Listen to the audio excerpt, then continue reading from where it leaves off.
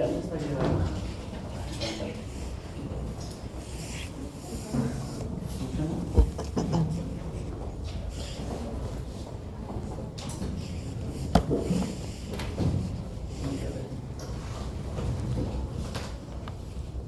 Muy bien, para el día de hoy tenemos que hablar de fármacos antipsicóticos, continuando con lo que es este segmento del curso referido a psicofármacos.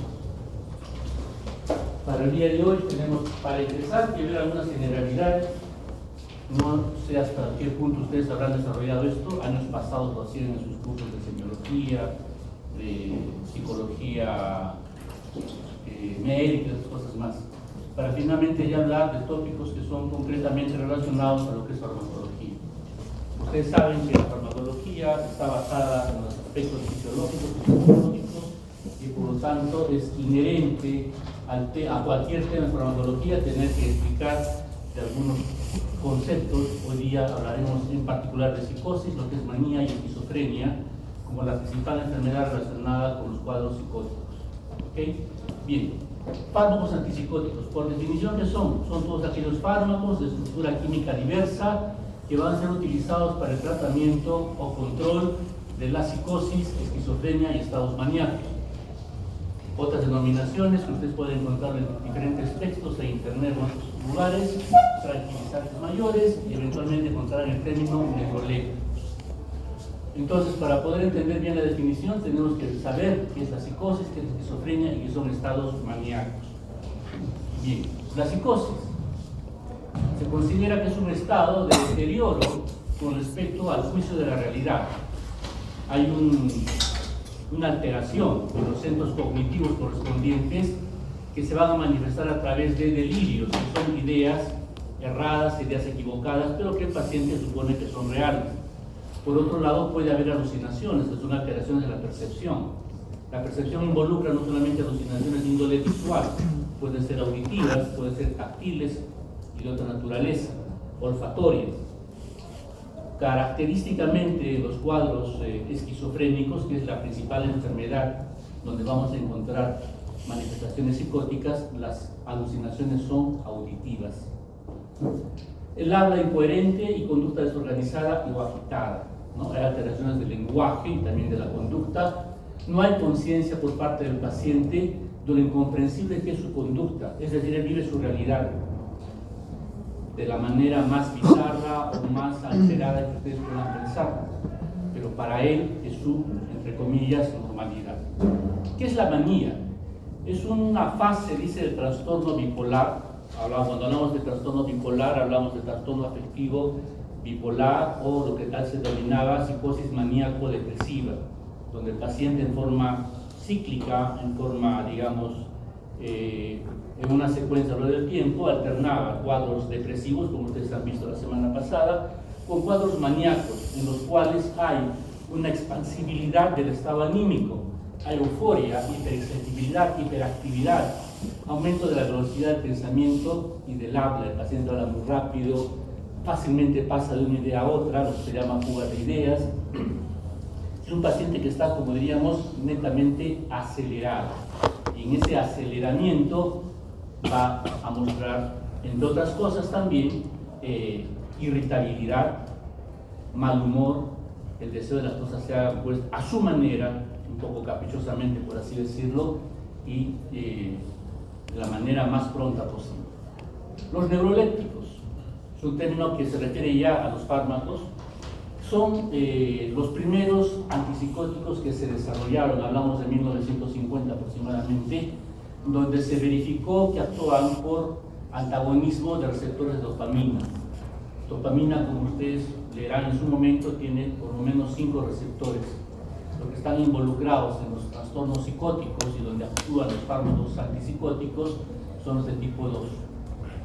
Los neurolépticos, entonces, en esos pacientes que pueden estar agitados, determinan un estado de tranquilidad, indiferencia, y del aspecto motor, los pacientes presentan rigidez. Además, van a presentar efectos extrapiramidales, y para eso recuerden ustedes todo lo que es el síndrome parkinsoniano. Entonces, esas son características de los neurolépticos.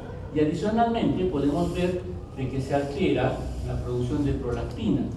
va a haber elevación de la misma. Y esto determina una serie también de manifestaciones semiológicas importantes cuando uno evalúa a los pacientes que están utilizando precisamente estos fármacos neurolépticos.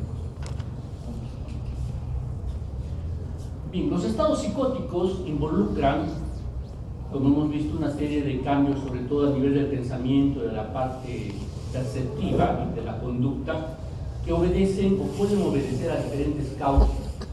Los estados psicóticos pueden ser secundarios a alteraciones metabólicas, por ejemplo. Pueden ser secundarios a alteraciones circulatorias, donde la afectación de centros del cerebro, en la zona prefrontal principalmente, determina esta serie de cambios. Pero hay otros trastornos que son netamente, que involucran cambios en la estructura cerebral o el funcionamiento cerebral que conforman lo que son las enfermedades psiquiátricas. Dentro de esos estados psicóticos, la esquizofrenia es pues la enfermedad paradigmática. Y a partir de esta esquizofrenia nosotros podemos describir una serie de características que nos van a ayudar a enfocar cómo es que se utilizan de la mejor manera estos fármacos antipsicóticos. Como los estados psicóticos no son solamente producto de enfermedades mentales, no se pueden apreciar en otras situaciones, en su práctica clínica, ya sea en medicina interna, en pediatría, en neurología, ustedes van a tener pacientes psicóticos y eventualmente tendrán que utilizar fármacos antipsicóticos. ¿Ya? Entonces hoy día vamos a dar las bases para el manejo de esto. Y como elemento que nos va a servir de referencia, tenemos a la esquizofrenia. Pues la esquizofrenia es la enfermedad psicótica por excelencia. Es una enfermedad donde los pacientes debutan jóvenes, 16, 17, 18 años. La enfermedad va a durar a lo largo de su vida. De acuerdo a las manifestaciones que se den de la misma, puede ser totalmente imposibilitante para el paciente, significa toda una carga familiar y luego social. ¿Ok? Bueno, cuando se comenzó a describir y a tratar de establecer por qué se presenta la esquizofrenia, se encontró que podía haber una alteración en las monaminas, como ya hemos visto en la depresión. En la depresión había una escasez, ¿no es cierto? En la esquizofrenia había un exceso, particularmente ¿de quién? De la dopamina. Y este exceso de dopamina determinaba toda una serie de alteraciones a nivel cognitivo, pensamiento, a nivel afectivo, la forma de relacionarse con los demás y la forma conductual. Lo que podía llevar de una u otra forma a una disfunción social, lo cual, como dijimos en un momento, significaba todo un problema familiar y social y la carga económica, etcétera, etcétera, que puede representar. Los síntomas clínicos de un paciente que sufre esquizofrenia los podemos diferenciar en dos grandes grupos, los llamados positivos y los negativos. Los positivos son una exacerbación de las funciones mentales. Allí podemos nosotros observar lo que son los cambios a nivel perceptivo, o sea, las alucinaciones, los cambios a nivel ideoverbal, o sea, la forma en que el paciente se expresa, que va de la mano con los cambios a nivel cognitivo, o sea, los pensamientos e ideas que el paciente presenta. Son las denominadas ideas delusivas o las delusiones, que son, repito, esas ideas falsas, erradas, bizarras, etcétera, pero que el paciente asume como su realidad y su normalidad. ¿Okay? Puede haber experiencias de pasividad en el sentido, por ejemplo, de que el paciente no se hace responsable de lo que hace, porque hay algo que le impone su voluntad. Ergo, ¿cuál es lo común? Las vocecitas que escucha el paciente son las que le dicta lo que tiene que hacer. El paciente no tiene voluntad para hacer lo que debería hacer, sino lo que le mandan las voces del destino, las voces que están alrededor de él. No estudies, por ejemplo. ¿Ya? Los síntomas negativos, al contrario de una exacerbación, son más bien una disminución, una inhibición de ciertas funciones. En el lenguaje, la actividad, por ejemplo, la bulia, la falta de voluntad para hacer cosas, que lo lleva pues a una inamovilidad al paciente. En la afectividad no tiene que ver con sentimientos, por favor, entiéndase así. En la semiología, si quiere usted, psiquiatra, psiconeurológica, afectividad se refiere a la capacidad de relacionarnos con los demás, ¿no? Bueno, y esto va de la mano con la sociabilidad. Entonces, mientras esto está exacerbado, esto está más bien deprimido. Y es, como ustedes podrían darse cuenta, es lo que va a impedir que el paciente se reinserte o pueda desarrollarse socialmente, laboralmente, académicamente. Bueno, sobre esto entonces se hacen los diagnósticos, se van a categorizar, eso nos interesa mucho, y luego pasamos al tratamiento. ¿Okay? El tratamiento puede involucrar un tratamiento fase aguda y un tratamiento fase crónica. Las psicosis agudas van a ser también paralelamente a lo que vamos a observar en muchas otras condiciones de la clínica común, si quieren ustedes. ¿Okay? Y las manifestaciones crónicas son las que más bien van a acompañar a los estados de enfermedades mentales. ¿Okay? Bien, entonces podemos saber aquí que en el manejo agudo tenemos antipsicóticos que pueden ser muy efectivos. Hay un sistema de equivalencia de dosis para su manejo, pero dependiendo de los que ustedes utilicen podrán tener mayores o menores efectos indeseables, dentro de los cuales hay los síntomas extrapiramidales, que son de los más importantes. En el manejo crónico, donde ya pasada la fase aguda se puede reducir la dosis, inclusive se pueden utilizar formas de depósito. Tenemos en la actualidad, por ejemplo, aloperidol, que es uno de los principales antipsicóticos, se puede administrar en forma de inyecciones mensuales. Y hay otros derivados que se pueden utilizar como inyecciones para 3 o para 6 meses inclusive. ¿Okay? Entonces, un paciente que tiene alterada su realidad y su comportamiento, donde hay que suponer que no va a colaborar en el manejo del tratamiento mismo, es decir, paciente toma tu medicina a tal hora, no lo va a hacer, evidentemente, el manejo de este tipo de dosificaciones de depósito puede simplificar mucho el manejo. ¿Okay? Y finalmente, si el paciente responde adecuadamente, puede pasar a una rehabilitación y a una reinserción social. Esto ocurre en cuanto a un 40-50% máximo de los pacientes. Muy bien, ¿cuáles son las metas del tratamiento de la esquizofrenia? En primer lugar, controlar los síntomas, es decir, eliminarlos en la medida de lo posible o por lo menos reducirlos, de tal manera que el paciente sea socialmente, laboralmente, familiarmente posible reinsertar. Mejorar la calidad de vida y funciones adaptativas, va de la mano con lo anterior, promover y mantener la recuperación al máximo grado posible. Metas, objetivos que evidentemente no siempre los vamos a poder lograr. Pero ahí estamos. Bien, estudios actuales como la espectrometría de emisión de positrones, ustedes pueden ver en esta gráfica, por ejemplo, cómo es que se altera el funcionamiento cortical. Acá tenemos una corteza cerebral de una persona normal y acá de un paciente con esquizofrenia. Las zonas rojas son las más alteradas, las amarillas intermedias, y pueden ver ustedes cómo hay zonas del cerebro donde se encuentra el mayor déficit. Hay que tomar nota, por ejemplo, aquí, en la zona de la corteza frontal prefrontal. Eso va a tener en la segmentación del tejido cerebral con respecto a sus funciones, una parte muy importante con respecto a voluntad y con respecto a ideas cognitivas, a procesos cognitivos, que es allí donde va a haber un gran déficit en el paciente con esquizofrenia.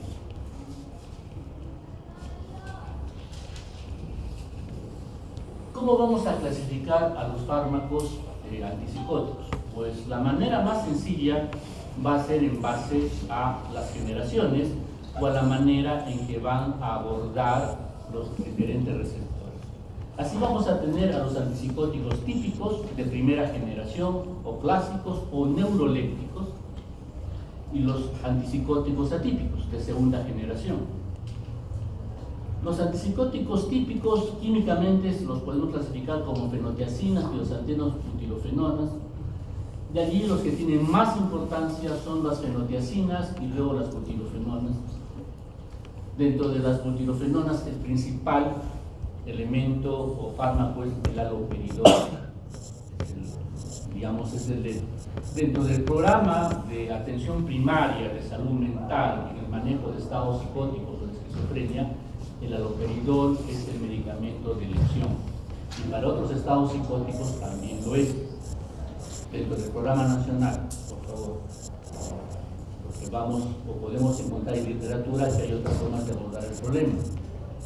Pero recuerden que tanto el Ministerio de Salud como Seguridad Social, por cuestiones sobre todo de presupuesto, maneja esquemas muy particulares.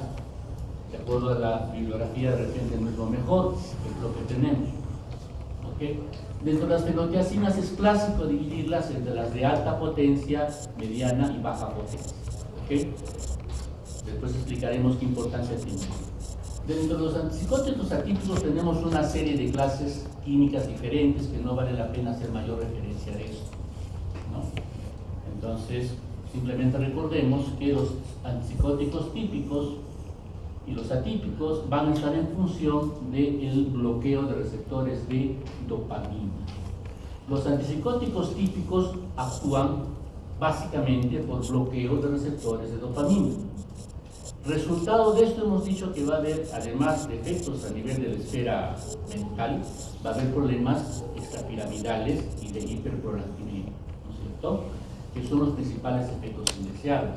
Los atípicos hacen un buen control de manifestaciones correspondientes de los cuadros psicóticos con una menor proporción, con una menor frecuencia de efectos indeseables extrapiramidales, lo que significa que actúan sobre otros receptores, lo cual modifica mucho entonces también la etiología y la idea con respecto a la esquizofrenia y en general de los estados psicóticos. Muy bien, dijimos entonces antagonismo receptores de dopamina de tipo 2, principalmente para los típicos clásicos de la primera generación, y en el caso de los atípicos tenemos toda una serie de elementos en los cuales en la actualidad se ha visto que pueden actuar: dopamina, serotonina, histamina, acetilcolina, norepinefrina, glutamato y siguen los neurotransmisores. Sin embargo, el hecho de que actúen a nivel de las vías dopaminérgicas es todavía muy importante reconocer desde el punto de vista farmacológico. Los diferentes neurotransmisores van a tener diferentes vías de acción. La serotonina tiene sus vías preferidas, la noradrenalina también las tiene. En este caso tenemos que hablar del sistema dopaminérgico. Y vamos a encontrar hasta 5 vías clásicas, muy importantes, porque a partir de allí podemos nosotros enunciar los efectos terapéuticos y por otro lado los efectos indeseables. Una de las principales vías es la mesolímbica, del cerebro medio meso hacia el sistema límbico y hacia mesocortical, la corteza frontal prefrontal. ¿Ya? En el sistema límbico, o la vía mesolímbica, están involucrados aspectos relacionados a la conducta del paciente. Recuerden que esa conducta puede estar alterada e inclusive ser agresiva, violenta, como muchas veces lo tenemos en mente. Y la vía mesocortical hacia la zona frontal y prefrontal tiene que ver con conducta y también con voluntad. Evidentemente son aspectos importantes en el desarrollo de la psicosis y por lo tanto es allí donde va a haber un efecto terapéutico neto. Por otro lado tenemos la vía nigroestriada, de la sustancia negra que tiene que ver con el tema extrapiramidal. La afección allí determina precisamente los fenómenos de tipo Parkinson o extrapiramidal. Recuerden toda su fisiología neurológica motor extrapiramidal. Y luego tenemos la vía tuberoinfundibular, que se dirige hacia la glándula pituitaria o hipófisis. Recuerden que la dopamina es el elemento que controla la liberación de prolactina en la pituitaria posterior. Si nosotros estamos bloqueando, es por eso que la prolactina se libera. Y esa hiperprolactinemia genera diferentes manifestaciones. En una mujer altera el ciclo menstrual, disminuye la libido. En el varón también disminuye la libido, altera, ¿no?, todo el sentido sexual, produce ginecomastia, entre otras cosas. Entonces las manifestaciones pueden ser muy importantes a ese nivel. Y luego tenemos la zona inserto hipotalámica, en esta parte que no está descrita en la figura, pero que tendría que ver sobre todo con fenómenos macrovegetativos, incluyendo control de peso, entre otras cosas, apetito y control de peso. ¿Okay? Entonces vean ustedes que la afectación de fármacos del sistema dopaminérgico va a condicionar efectos terapéuticos, pero también hacer efectos indeseables, inherentes pues, en el manejo de estos pacientes. Es fácil entender entonces cómo, reconociendo que la dopamina es un elemento excitatorio, su exceso puede condicionar una serie de inconvenientes, ¿no es cierto? Pero ¿qué sucede con la serotonina? ¿Cómo es que actúa? Los antipsicóticos que utilizan o que actúan sobre la serotonina son básicamente antagonistas de diferentes clases de receptores de serotonina. Y este bloqueo de receptores de serotonina determina un comportamiento variable. ¿Por qué? Porque el bloqueo de serotonina determina, de alguna manera, que en las zonas mesolímbica y mesocortical haya menor cantidad de dopamina, donde ayudaría a controlar diferentes aspectos de las enfermedades mentales. Pero a nivel de la zona nigroestriada, por ejemplo, determina una mayor cantidad, lo que controla los síntomas extrapiramidales. Entonces, es un comportamiento dual. ¿Okay? Y esto, de alguna manera, se ve favorecido por acción de estos antagonistas de serotonina. Una tercera o una otra clase de antipsicóticos que en los últimos 15 años han comenzado a utilizarse mucho son los agonistas parciales de los receptores de dopamina. El aripiprazol es el elemento más importante de amplio uso en la actualidad. ¿Okay? Bueno, la gráfica simplemente demuestra que en el complejo que significa el funcionamiento del cerebro tenemos pues diferentes neurotransmisores, ¿no? Dopamina, serotonina, glutamato, acetilcolina, GABA, entre otros, que van a estar de una u de otra forma actuando en la regulación de estas funciones. La esquizofrenia, cuando hablamos de esquizofrenia, significa entonces que va a haber alguna falla en las neuronas productoras de neurotransmisores. Se pensaba que era así. En la actualidad la esquizofrenia se considera de otra manera. Es una falla en el desarrollo de la corteza cerebral durante la vida embrionaria. Por alguna razón hay una mala migración de las neuronas precursoras en las diferentes capas que van a constituir la corteza cerebral.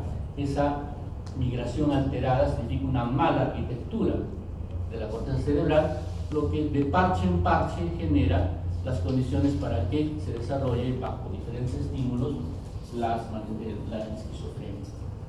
Hay sustancias como la cocaína, por ejemplo, que va a condicionar en los pacientes que ya pues, son adictos y todo eso, cuadros psicóticos, cuadros esquizofrénicos. Recuerden que la cocaína, ¿cómo actúa? Inhibe la recaptación de noradrenalina, la recaptación de dopamina, de monoaminas excitatorias. Eso entonces básicamente es un modelo en el cual a nivel de la corteza cerebral estamos elevando la cantidad, en este caso, de dopamina. Y correlaciona con las diferentes manifestaciones que podemos observar pues, en cuadros psicóticos. Tenemos acá diferentes antipsicóticos, olanzapina, clozapina, quetiapina, que son antipsicóticos de segunda generación, están entre los que más se utilizan. Risperidona está también en el programa de control de enfermedades mentales, ciprasidona son también atípicos. Aloperidol es dijimos, uno de los más utilizados como agentes antipsicóticos de primera generación neurolépticos. Aripiprazol es un bloqueador, perdón, es un agonista parcial. Vean ustedes que va a haber más de un receptor ocupado, más de un receptor involucrado. En el color blanco, dopamina, en color negro, dopamina tipo 1, en color blanco de dopamina tipo 4.2, rojo solamente tipo 2, en verde H2A, amarillo H2C, diferentes clases de receptores de serotonina, ¿no? Receptores adrenérgicos, muscarínicos e histaminérgicos están involucrados, tanto para lograr efectos antipsicóticos como también para poder explicar otros efectos secundarios, colaterales o indeseables, ¿no? Aloperidol, vean ustedes, básicamente es un 80% es bloqueador de receptores de tipo 2 de dopamina. Aripiprazol, una cantidad similar, pero acá hay un comportamiento diferente. Acá es un antagonista, acá es un agonista parcial, ¿no? Ciprasidona es un antagonista receptor de serotonina tipo H2A, por ejemplo, diferente a los que puede ser de serotonina tipo 1A. Clozapina, que es uno de los principales atípicos, vean ustedes, tiene una gran variedad de receptores a los cuales va a actuar. Le da todo un perfil característico. ¿Okay? Simplemente eso para tener en cuenta que Hay diferencia entre los que son típicos y los atípicos respecto a su acción sobre diferentes receptores de diferentes aminas en el cerebro. Efectos farmacológicos, en nuestro caso podemos hablar el alivio de síntomas psicóticos. Su sinónimo grande era tranquilizantes mayores. Dentro de los síntomas psicóticos dijimos que hay positivos y negativos. Los síntomas positivos son bien controlados por todos los antipsicóticos. Los síntomas negativos son mejor controlados por los atípicos. Entonces cabe suponer que en estos síntomas negativos su génesis, más que dopamina, estará en relación con serotonina, por ejemplo. Receptores de dopamina tenemos en el centro del vómito. Entonces su bloqueo puede significar que más de un agente antipsicótico pueda tener efectos antimédicos. En dosis bajas, los antipsicóticos, sobre todo los de segunda generación o atípicos, son utilizados en el manejo de enfermedades depresivas. En el caso de los efectos antieméticos, por favor, no tienen utilidad en náuseas y vómitos producidos por irritación local, vale decir, por gastritis o por ingestión de alimentos que van a irritar los mucosas gástricos. Van a ser, su utilidad va a ser más importante cuando hay elementos que van a actuar en sí en el centro del vómito, como es por ejemplo la quimioterapia. Bueno, queremos acá en esta diapositiva comparar el efecto que hay en diferentes antipsicóticos, en este caso clozapina como elemento paradigmático, si quieren ustedes, de los fármacos atípicos, haloperidol como elemento de los fármacos de primera generación o típicos, y otros alternativos como lanzapina, risperidona, ¿no? en la mejoría de síntomas, en una esquizofrenia resistente, y vemos que hay pues diferencias significativas, ¿no es cierto?, con respecto a la mejoría de síntomas, en particular, digamos, con los de segunda generación. Veamos que es acá, en el caso de haloperidol, la diferencia no tiene mayor significado, pero en el caso de clozapina hay una mayor diferencia, también en el caso de lanzapina y de risperidol, ¿no? En cambio acá no hay mucha diferencia en el caso de haloperidol, porque nos habla pues de que en algunos casos, especialmente con esquizofrenia resistente, son los antipsicóticos atípicos o de segunda generación los que deben ser utilizados. Olanzapina, eficacia cooperativa en síndrome de esquizofrenia, compara clozapina, risperidona, haloperidol. Nuevamente clozapina, acá es la que presenta olanzapina en morado, ¿no? Y fucsia, que sé yo. Su comportamiento es mejor frente a haloperidol, frente a risperidona o frente a clozapina, ¿no? Evidentemente la positiva la dio el laboratorio que funciona lanzapina. Muy bien, la farmacocinética es relativamente simple para los antipsicóticos como para cualquier psicofármaco, porque siendo elementos que actúan en el sistema nervioso central, tienen que ser muy liposolubles. Por lo tanto, su absorción suele ser bastante adecuada. En casos raros puede haber alteraciones, sobre todo por un rol sobre receptores colinérgicos asociados, que puede dificultar un poquito el vaciamiento gástrico o la absorción. Hay, dijimos, preparados del tipo de depósito, para el caso de haloperidol, flufenacina, perfenacina y otros más. La distribución es importante porque son pues lipófilos y por lo tanto llegan bien a todos los tejidos. El metabolismo es hepático a través de isoformas de citocromo P450, lo que significa que puede haber numerosas interacciones medicamentosas. Y esto va a tener importancia, pues sobre todo para el especialista, porque que el paciente tenga sus cuadros, sus problemas psicóticos no exime que tenga otras enfermedades, y en el uso de diferentes fármacos puede haber entonces inconvenientes. Para no hablar pues de que muchas condiciones generan manifestaciones psicóticas, sino simplemente pensemos en la sífilis, por ejemplo, ¿no? Bueno, algunos tienen metabolitos activos, porque puede ser de importancia, especialmente en nuestro caso en la actualidad para la risperidona. ¿Por qué? Porque tioridazina ya se retiró del mercado debido a su toxicidad. Y risperidona es un elemento sí que es vigente y utilizado frecuentemente en nuestro medio. Excreción en orina de los metabolitos conjugados. Y este cuadrito, sí es importante que ustedes lo recuerden, ayuda a comparar no solamente algunas características farmacodinámicas, sino también, sobre todo, aspectos desde el punto de vista de reacciones adversas. La línea horizontal que ustedes ven aquí separa a los de primera de los de segunda generación. Los de primera generación hemos puesto los más conspicuos, de los cuales yo en particular les pediría que recuerden clorpromacina y haloperidol. Clorpromacina es el primer antipsicótico que se utilizó en los años 50, como les decía, y todavía es vigente. Es un antipsicótico neuroléptico de primera generación de baja potencia. Baja potencia farmacológica, ¿qué significa? Que para tener buenos efectos hay que utilizar dosis elevadas.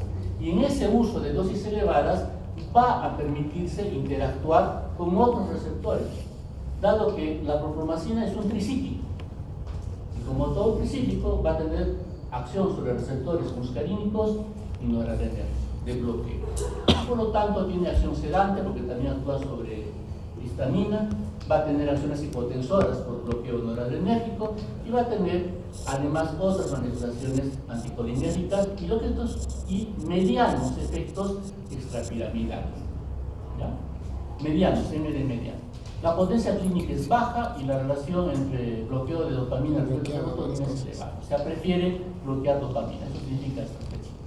Flufenacina es un comportamiento algo similar, solo que tiene mayor toxicidad extrapiramidal. ¿Por qué? Porque flufenacina ya tiene una mayor potencia. Dosis bajas, hay buenos efectos, pero preferentemente porque actúa a nivel de dopamina. Hay pocos efectos neurovegetativos o sedantes, pero mayor toxicidad extrapiramidal. La toxicidad extrapiramidal o los efectos extrapiramidales, recuerden ustedes, depende del bloqueo de dopamina a nivel de ganglios basales y sistema extrapiramidal. Esto lo van a ver muy bien cuando se hable de farmacología de la enfermedad de Parkinson. Tiotixeno es algo similar a los anteriores, haloperidol. Este sí nos interesa porque dijimos que es uno de los más utilizados. La relación dopamina-serotonina es muy intermedia, pero predomina dopamina. La potencia clínica es alta, dosis bajas, efectos mejores. Alta toxicidad extrapiramidal, porque como es más selectivo de dopamina, también da más efectos a ese nivel. Con baja acción sedante, porque prácticamente no actúa sobre histamina u otros anticolinérgicos, inclusive con pocas acciones hipotensoras, porque tampoco actúa sobre receptores noradrenérgicos. ¿Ok?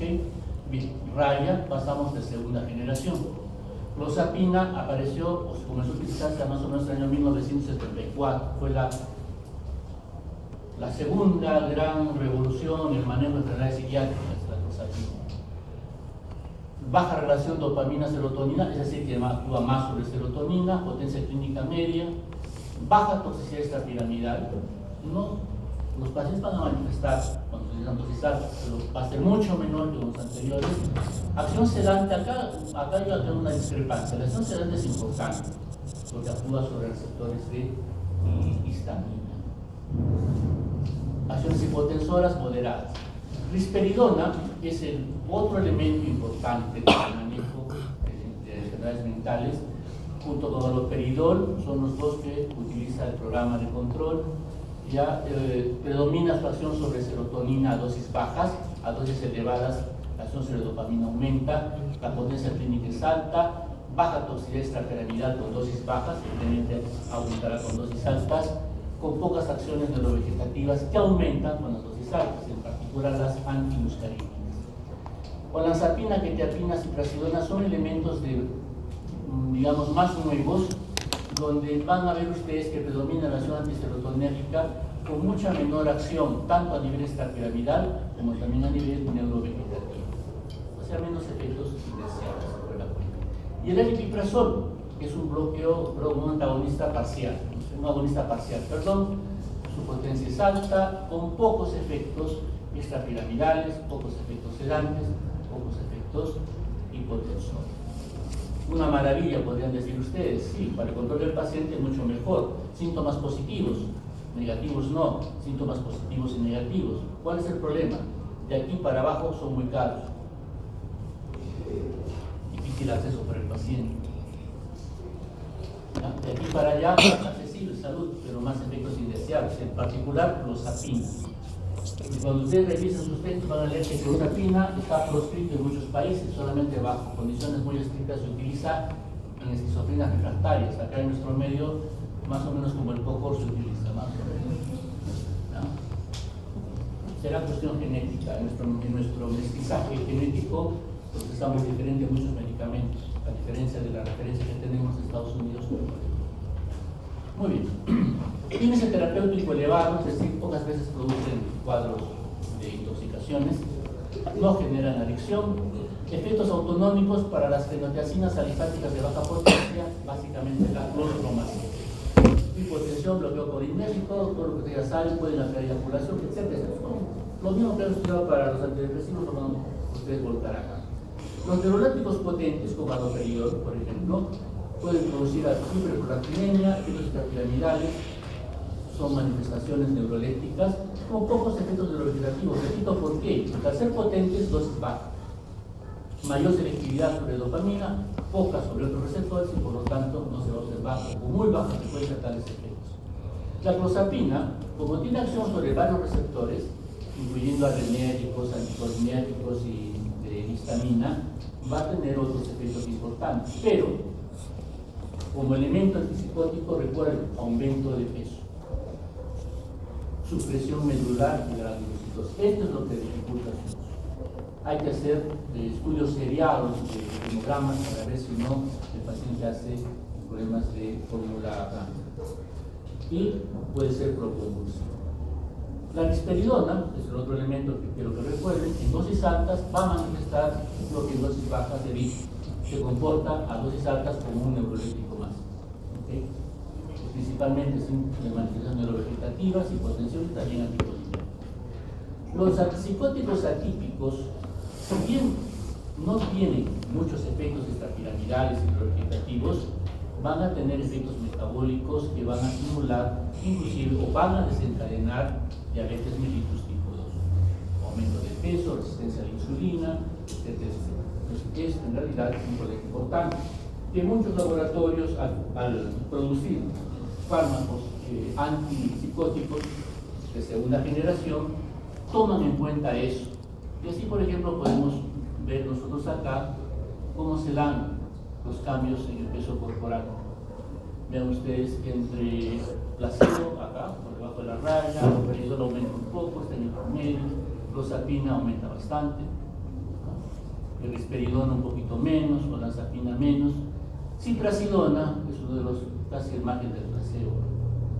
Entonces, ¿qué importancia puede tener esto? Pues un paciente con cuadro psicótico, obeso, diabético, con mal control de síntomas negativos, entre los elementos que pueden ayudar a su mejoría, hablando de antipsicóticos de segunda generación, posiblemente ciprasidona es el que, desde el punto de vista metabólico, sería el que mejor respuesta o efecto de salida. Bien, dentro de los efectos indeseables, los efectos extrapiramidales son con mucho más importantes. Clásicos. Tenemos los que aparecen en forma temprana, síndrome distónico agudo y la caticia, en forma intermedia, parkinsonismo, y los que aparecen a largo plazo, como temblor peribucal, inercia tardía, y el síndrome neuroléptico maligno, un síndrome de hipertermia maligna, acuérdense del síndrome serotonérgico, que ya en los últimos años no se observa. ¿Por qué? Primero, porque ya no se utiliza tanto neuroléptico, utilizamos más otra segunda generación. Segundo, se conoce mejor la relación que hay entre dosis y efecto. Entonces las dosis ya no son tan altas como eran antes. Entonces ya es de muy difícil observación un síndrome neuroléptico maligno, pero vale ahí dentro de lo clásico de estos efectos indeseables. Las distonías agudas son movimientos anormales, sobre todo en la cara y el cuello. Aparecen con los primeros dosis, con los primeros días de tratamiento del paciente. A la larga el paciente pues acostumbra a esto y van a ceder, pero al principio son impresionantes y puede parecer que el paciente está poseído, lo cual genera pues miedo o temor, los parientes se asustan y regresan a la emergencia y el paciente, digamos, con el antecedente de que está tomando fármacos neurolépticos, haloperidol por ejemplo, que es lo más común, uno suspende el tratamiento, le da un anticolinérgico central y esto se supera sin mucho problema. ¿Okay? ¿Qué hacer después entonces? Bajar la dosis, si acaso quieren insistir, lo cual no es recomendable, o pasarlo mejor un antipsicótico de segunda generación. En nuestro medio, risperidona es una buena elección, pero sabemos que tenemos muchos más a disposición dependiendo de la parte económica. ¿Okay? Antes de pasar al resto. La acaticia es un síndrome importante también, es un síndrome de intranquilidad motora. El paciente no puede estar quieto. No es un síndrome de excitación, es un síndrome motor, donde el paciente tiene que estar en movimiento. Y la incapacidad de poder controlar ese deseo de moverse es lo que confunde al paciente. Si el manejo de las distonías es utilizar agentes antiparkinsonianos, en la acaticia básicamente es utilizar benzodiazepinas relajantes. Los otros efectos o los otros elementos no tienen muy buenos resultados. Eventualmente se pueden utilizar beta bloqueadores. Recuerden que los beta bloqueadores pueden disminuir los movimientos musculares. El parkinsonismo con fármacos antiparkinsonianos, las distonías de larga que se dan a forma tardía son de difícil manejo, porque inclusive las dosis elevadas de salud que en un momento se iniciaron, después de unos años, cuando ya se ha bajado la dosis, de repente recién se manifiestan los efectos tardíos. Es todo un problema cuando se da esta situación. Evidentemente, estas manifestaciones extrapiramidales son menos frecuentes con los fármacos atípicos de segunda generación. Y de ahí pues que ahora se utiliza. Bien, los últimos 10 minutos los vamos a dedicar al litio. Litio es un elemento del número 3 en la tabla periódica, es un metal de la familia de los alcalinos, es el pariente más ligero del sodio, y por allí se comenzó a utilizar. Recuerden que el sodio es un elemento que retiene agua y los estados edematosos, especialmente a nivel cardíaco, era todo un problema. Entonces alguien tuvo la idea de que si lo reemplazamos por litio, ¿qué pasa? Y ahí comenzó a iniciarse el uso de litio. Y por ahí se vio que controlaba a algunos pacientes que tienen el problema de la enfermedad bipolar, la enfermedad maníaco-depresiva. El litio, en realidad, se va a utilizar solamente en la prevención y manejo de los estados maníacos y en evitar las recurrencias en el trastorno afectivo bipolar, o sea, decir, la fase maníaca, la psicosis maníaco-depresiva. En dosis terapéuticas no es sedante, no es depresor ni estimulante del sistema nervioso, simplemente es un fármaco, una sustancia que va a impedir que el paciente caiga en esos excesos que son la parte maníaca como un prescripción principio. El litio para efectos terapéuticos tiene que estar en un intervalo relativamente estrecho. Esto quiere decir que si excedemos este 1 miliequivalente por litro, podemos generar efectos indeseables importantes que pueden llegar a la toxicidad del paciente. ¿Okay? Mecanismos de acción discutido por muchos años, ya por lo menos en las últimas 3 ediciones de los diferentes textos, se reconoce que inhibe a la inositol monofosfatasa. Esto conlleva una menor activación de diferentes vías de señalización dentro de la neurona que tienen que ver con qué, con los fenómenos de plasticidad neuronal. Entonces, preguntarán qué es la plasticidad neuronal. Pues son todos aquellos fenómenos que significan conexiones y reconexiones entre neuronas. Entonces, hay que suponer que en esos estados en los cuales la cronicidad ha determinado malas relaciones interneuronales, lo que hacen estos elementos es favorecer nuevas conexiones y mejoras. Bueno, recuerden, para esto su clase de bioquímico, de fisiología, no sé, el ciclo del inositol trifosfato a nivel de membrana, ¿no es cierto? El receptor, proteína G, de tipo G11, se activa fosfolipasa C, degrada al inositol trifosfato, libera inositol trifosfato, del glicerol. Esto tiene que ver con la cascada del calcio. Pero ¿qué sucede con este inositol trifosfato?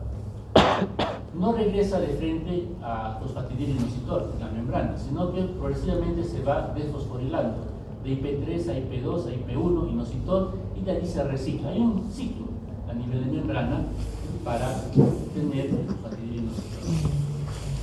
Entonces allí es donde interviene el litio, impidiendo el ciclo, y de esta manera va a interferir con diferentes procesos a nivel intracelular. Y de allí que algunos efectos indeseables del litio tienen que ver con el manejo de ciertas hormonas, como veremos a continuación. La farmacocinética es sencilla en el sentido de que imagínense del sodio, se absorbe fácil, se elimina por la orina. Solo que hay que tener presente de que hay condiciones en las cuales cuando se pierde sodio se va a retener litio. Y la elevación de litio significa elevación del alitenio, lo que significa toxicidad. Entonces, ¿qué situaciones pueden conducir a retención de litio? Todo lo que determine pérdida de sodio y agua, uso de diuréticos, diarreas, vómitos, etc. Los AINES, los antiinflamatorios no esteroideos, como actúan a nivel del túbulo renal, interfiriendo con prostaglandinas, resolución tubular, también pueden producir retención de litio. Ya hablamos después de fármacos muy utilizados. ¿Quién no ha tomado ibuprofeno? ¿Quién no toma naproxeno? ¿No?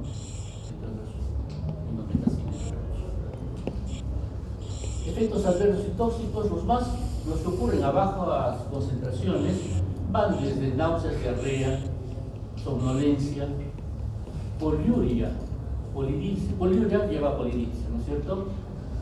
Puede haber aumento de peso, reacciones acnéicas. La poliuria y polidipsia, bueno, la poliuria en sí tiene que ver mucho con manejo de hormonas antidiuréticas. En algunos pacientes se refiere a la función tiroidea con elevación del TSH. Recuerden, el inositol trifosfato participa en señalización de muchos sistemas celulares importantes, de muchas glándulas de secreción interna. Sin embargo, el paciente suele permanecer eutiroideo. Se compensa, digamos, el problema del hipotiroidismo. La disminución de la capacidad de concentrar orina, la poliuria, se debe a una alteración en la secreción de hormonas diuréticas, es decir, un síndrome de diabetes insípida, en otras palabras. Los efectos tóxicos, cuando el litio pasa por encima de los 1.5 millones por litro, lleva, como ustedes pueden ver ya, a cambios a nivel neurológico y también a nivel cardíaco, pudiendo producir muerte del paciente, inclusive daño renal.